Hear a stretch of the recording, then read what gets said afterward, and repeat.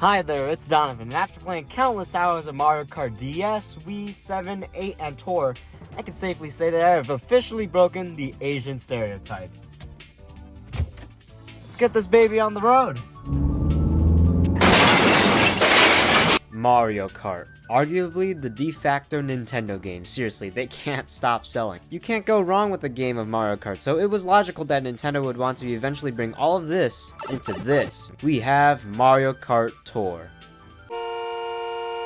Mario Kart Tour actually had a surprisingly long development.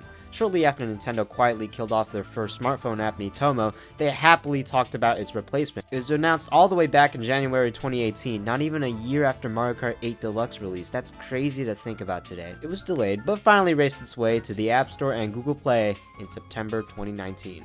But beforehand, there was a closed beta for the game exclusively for stinky Mr. Fart Android users where a lot could be said about it. For one, the controls. You're forcing me to use portrait mode? Other mobile racing games use landscape mode as any sane developer would, but they also have button controls, which Mario Kart Tour throws away for swiping. At first it's a little strange, but it makes sense why that's the main control scheme instead of buttons. Oh, and yes, there's motion controls for little Donovans to use. But the biggest concern has to have been the microtransactions. Ha!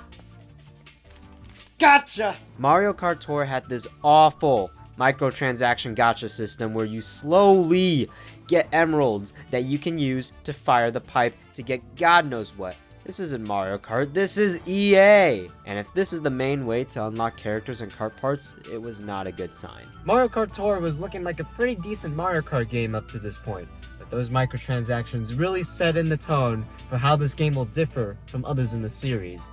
That being psychological manipulation. When Tour first released, I'm telling you, everyone was playing. I remember vividly in 8th grade when everyone whipped out their phones and collectively started to play Mario Kart. It was an insane reality I was living in. Mario Kart is now on my phone, the same device that is the cause for many car crashes. It's a miracle. We'd all sit at lunch and compete against each other to see who can get the most points, the better characters. It was so fun. This has got to be one of, if not the most successful launch for a Nintendo mobile game apart from Pokemon Go. So now that we got all of that out of the way, let's play the game for real now. Using portrait mode is not the worst, but in a later update, Nintendo finally gave us the option to control in landscape mode, which, in my opinion, is superior and just feels right. With portrait, yeah, you could play the game with a single hand, which is something Nintendo actively pursues in their mobile games, but I feel less precise and see less horizontally. But when we flip over to landscape, I just prevented Armageddon, you're welcome. Your cart runs automatically, there's no braking or reverse. But I think that's a good thing because there's less to worry about. You steer by swiping left and right and can use items via tapping the screen or swiping up and down. This feels alright. I always wonder if this could have been done better if they used an on-screen stick, but what we have does the job. But sometimes I feel that swiping can feel a bit cumbersome and it is not ideal for quick fast turns from left to right. Also, when drifting you either hold really far left or right, or you can swipe back and forth, which feels okay. Do not use the drift button. I take it back. This sucks. I don't know. It's just something that feels off to the swipe controls for me. It's not the worst, but there are these little imperfections that can become annoying. For example, driving straight is impossible. Could it be a skill issue? No, I'm the best gamer around. I can prove it to you. I always find myself either drifting left or right, even with no fingers on the screen. Sometimes trying to precisely hit a coin can be a little cumbersome because I can't drive straight. Luckily, you don't have to precisely hit an item box because once you cross that invisible line, you get the item no matter what. Even when you're dragging an item, you will get rid of it. I swear to God, I didn't know that this was a setting you could turn off, and I only found out for this video, and it's so much better. Speaking of ease of use, the trick system is now done automatically, so that's another system that you don't need to worry about. Oh, and yes, you can still give yourself a seizure by looking behind. There's this auto mode where you can still get collectibles, but also mess with filters. Poochie, I'd ride with you any day. After getting the feels of the game out of the way, let's look at what we're actually playing. This is bullshit the video game! If you know Mario Kart, this is gonna have that cozy, familiar feel. It doesn't do anything too crazy, but there are very clear differences. For one, we now have a statistic. Points are very important in this game, and I'll go over why in a bit, but everything you do affects your point count, and you want to get that baby up really high. Also, there are 2 laps instead of 3 in order to shorten game times. Yes, it does make things quicker, but if you get railed in the second lap, which does happen a lot, I hope you installed a good screen protector in case. Strangely enough, an essential mechanic from 8 didn't get a reappearance in Tour, that being anti-gravity. Not only was it cool to the 12-year-olds, but it made tracks twist and turn in weird and wacky ways for more creative layouts. But nope, they went back to sucking Newton off. Oh, and the biggest change is... This is getting out of hand. Now there are 3 of them. Can't wait for Mario Kart 10 to have 5 slots. When you get 3 of the same item, you activate Frenzy Mode, where you just go absolutely crazy. You're essentially a tank, and it's basically the star power. It becomes absolute chaos. This is a great new addition. We'll get back to that. And hey, there are some brand new items as well as returning character exclusive items, which is really sick and adds more value to unlocking different drivers. We'll get back to that. But overall, the gameplay is Mario Kart, and it's as thrilling as ever to be blasting through opponents and ruining people's days. The visuals look decent, but let me put this into perspective. Mario Kart 8 Deluxe is an excellent looking game with amazing lighting and detailed textures blazing at 60 FPS. All of this runs on a piece of garbage. The majority of modern mobile devices, say 2017 and newer, are way more powerful than a Nintendo Switch, especially iPhones and iPads. I have an iPhone 13 and the A15 Bionic is leagues more powerful than the Switch's Tegra X1. My iPad Air packs in the M1, which is godly compared to this stinker. So theoretically, Nintendo could make such a beautiful looking and running Mario Kart game for mobile that looks even better than 8. But they have to consider that the game has to run on 2 different operating systems with many differing device specs, so they have to make compromises. But I always wonder, if they made this, say, an App Store exclusive for specific iPhones and iPads, wow, this game would look great compared to 8 Deluxe, and that's embarrassing. The courses and cups is probably the headlining difference between the other games. Every 2 weeks, they switch between different themed tours that would bring new characters, karts, and courses. They can be based off of countries, rivals, or fucking Donkey Kong Jr. Donkey Kong Jr. is here? Congratulations to the one fan that cared for so long. They must have had the best day of their lives. Because the cups are swapped with every tour, the courses you're gonna get are gonna vary, but it's a good way of keeping things fresh. And the courses are indeed very fresh.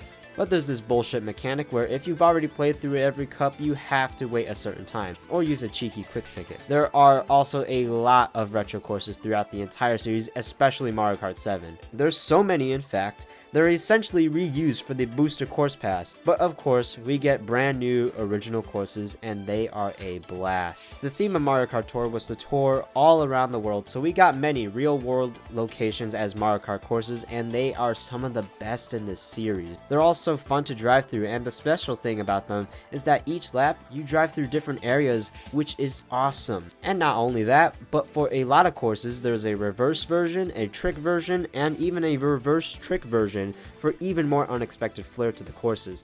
The courses are not a miss in this game, it's a strength. Miss the mission mode from DS? Well, at the end of every cup there is a challenge race. Some are pitifully easy, while some can be a welcome struggle. This is a great addition to keep things fresh, I love it. There's always a ranked cup where you're put up against your friends or randoms to, yes, get the most points for prizes, which, yes, is a fun way to refresh the game.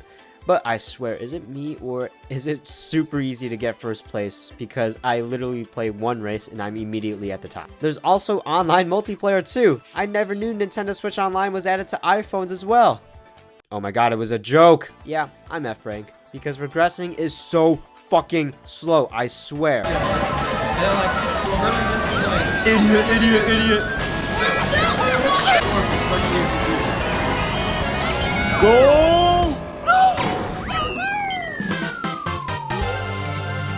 Oh yeah, and battle mode is here too. Though it's not my favorite thing in Mario Kart, it's nice that it's here in its mobile form. It's only balloon battle, but it gets the job done. Though when you die, you don't respawn, but you can still kill people from heaven. Oh, hell nah. Hell nah. No way. Watch out! Oh, shit!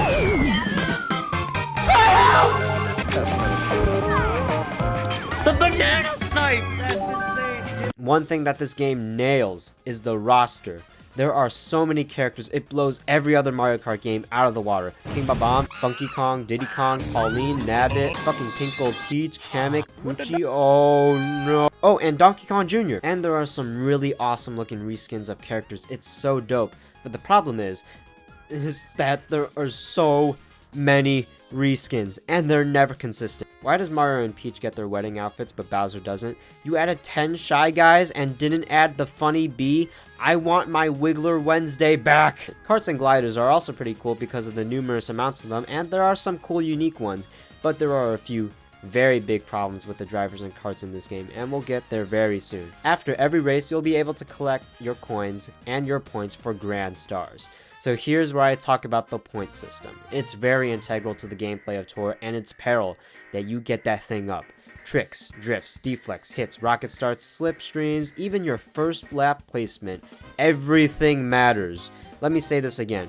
You need to get points. This can be seen as a good thing that freshens up the gameplay of Mario Kart, but when you start getting deep into Tour, you're gonna feel a very fundamental difference in the way you play. Yes, first place does matter, but it matters not for bragging rights, but because of the amount of points you gain at the end. What matters most in the end is how many points you can maximize. You're going to want to start chaining combos. You need that fantastic dopamine. You're going to start wanting to drift prematurely. You're going to start worrying about what items you pull and who you hit. You're going to get absolutely pissed when someone interrupts your point combo. The mental game of Tour fundamentally changes once points are introduced, and though right now it doesn't seem that bad, it gets a whole lot worse. Now, whenever I'm driving, I have to hit the guy. I'll get more points, I swear. So with your points, you'll get grand stars. You'll be able to fill out your Tour gifts, which is, yes, a battle pass. But you'll also get grand stars for completing challenges, which you can gain badges for yourself to display with your name, which is kind of cool, I guess. But sometimes going through all your challenge rewards takes so long. But I've been avoiding this for too long. Now, we need to talk about the EA infection. My wife left me because I wanted to roleplay as Donkey Kong Jr. in a car. So, if there's any women out there who'd like to roleplay as Dixie Kong for me, my number is 31245. What used to be known as emeralds are now called rubies, the main currency of Mario Kart Tour. Kill yourself! You can get them by completing challenges or via the grand stars for Tour gifts. That's really the most effective ways to get them. And holy shit, you get them so slowly. It's ridiculous. You need them to fire the magical gambling pipe. The rates of getting high-end drivers and karts is outrageous. It's damn near impossible. And you're gonna want better karts and characters because they all have unique abilities that give players an advantage. Every course can switch up how many items a character can get, which is really frustrating when you can't get 3 items because the game said go fuck yourself. You can't get a frenzy, which means you can't be God for 10 seconds, which is really desirable in a game full of bullshit. But that also means you can't easily rack up points and combos, which means you have a less likely chance of getting those challenges and grand stars, which means you won't be able to afford the stupid magical gambling pipe. And then you'll be at a disadvantage every race. Everyone's just going to be better. You'll have to grind for an extraordinary amount of time to get more rubies. Oh, and you also get rubies from leveling up. But it takes so fucking long to move anywhere. I've been playing this game for 4 years and haven't even hit level 20. And then when you finally get to the magical gambling pipe, you finally fire it off, only to finally get fucking nothing! Nothing! Nothing! Because magic isn't real, little Timmy. You can lessen the amount of time you grind by buying up to $70 of rubies. And then you go back, after a long day of work, to sit down on your comfy sofa next to your fireplace. The kids are sound asleep. Your wife, busy upstairs. You take out your phone and say, one more time. You pull down on that wonderful little magic pipe, and you get.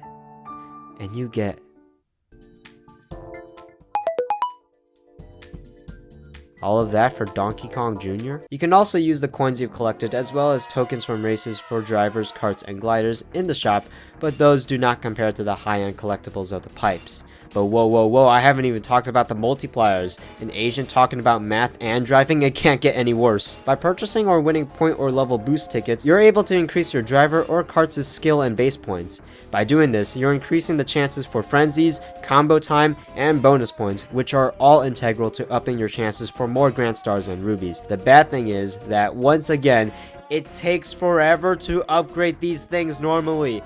I do not have a single driver, kart or glider above level 3. I've been playing for 4 years. It's over. It's over, right? This is one of the most outrageous things this funny company has done.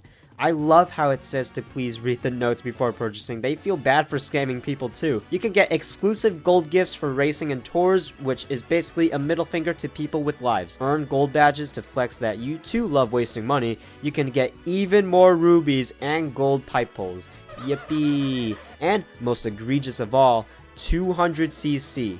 Yeah, this whole time I've been playing in 150cc. I mean, it's alright, but I'd enjoy the extra amount of speed. Okay, zooming is fun. You're locking all that away behind a pass now, and to pour acid in the wound, this costs more money than Nintendo Switch Online. You're joking. That's why my wife left me. And finally, last complaint. How does Super Mario Run still have missions and rewards in my Nintendo while Tour does not? I don't understand. Why? Why? Well, good thing I wasn't the only one who had complaints about the gacha system in Tour. Nintendo is apparently facing some legal troubles with the morality of their magical loot box pipes, and they do indeed deserve everything. They're manipulative and is a way to milk as much money out of people as possible. They purposely made it harder to progress without spending, and it's awful. But something strange happened. In September 2022, 3 years later, the game removed the gacha mechanic? This was huge and very unexpected. I mean, that's how this game got its money. I mean, thank you, Nintendo. Pipes can now only be earned through gifts and multiplayer. The chances are still BS, but we don't need to pay for them anymore. No, instead our rubies can go towards buying things that we can actually guarantee to get. Drivers, karts, and gliders from the current tour can all be bought at the store, and even items from past tours can appear as well. Finally, we aren't getting scammed. We can actually grind for things that we can actually achieve. It's great. Also, I don't know about you, but I can get a lot more rubies now after this update. Nintendo, probably after Backlash, pulled out of their cash cow and actually made a huge significant improvement to the game. Now it's not as grindy and tedious. We still get a lot of microtransactions in the game, but it is now much easier to progress without spending money, and that's always a plus. So Mario Kart Tour is still kicking in 2023. They've been really consistent with the Tour updates, and it's been getting even more popular with the introduction of the Booster Course Pass. And with the gacha system gone, it's still BS, but it's easier than ever to get into the game. But as random as the announcement of the gacha removal was, Nintendo quietly posted the end of content from Mario Kart Tour. It was completely out of nowhere. Out of all times, you decide to end content now? Mario Kart is bigger than ever, and it's a mobile game. Mobile games live off of that never-ending content. What's going on? I don't get this fact of Nintendo's development phases. They always support a game for like 2 years, then move on to the next one and completely abandon it. Why don't you just dedicate a team to consistently update your games? That's how a live service works, you buffoons. They have their own development team for mobile games. That department must be depressing. But they're probably moving their assets to the next generation Mario Kart game, so people can't say it's a necessary loss. And to think that this is considered Mario Kart 9 is hilarious as it is sad. And that is the depressing end of Mario Kart Tour. You know, this game did bring a lot of cool new fresh concepts, albeit in a very manipulative and scummy way. They introduced kart-specific abilities and reintroduced driver-specific items, as well as driver costumes. They brought back old and created new items. They brought back challenges and introduced trick and reverse variants of tracks. And they introduced the frenzy mechanic for even more chaos and Mario Karting. All of this is unfortunately buried under a tedious, grindy, microtransaction-filled dump.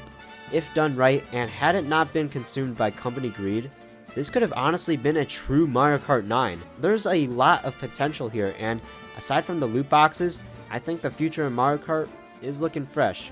Looking retrospectively at Tour, it's Nintendo's second most successful mobile game, although it's leagues behind Fire Emblem Heroes, which has its own problems with loot boxes.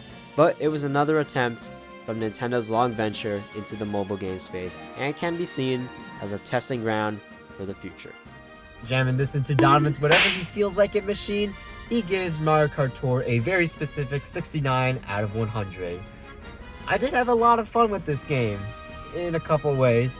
It's a pretty decent Mario Kart game, although it's buried underneath monotonous and tedious and greedy microtransactions that bring down the core of the game and somehow make the core concept of Mario Kart not really fun.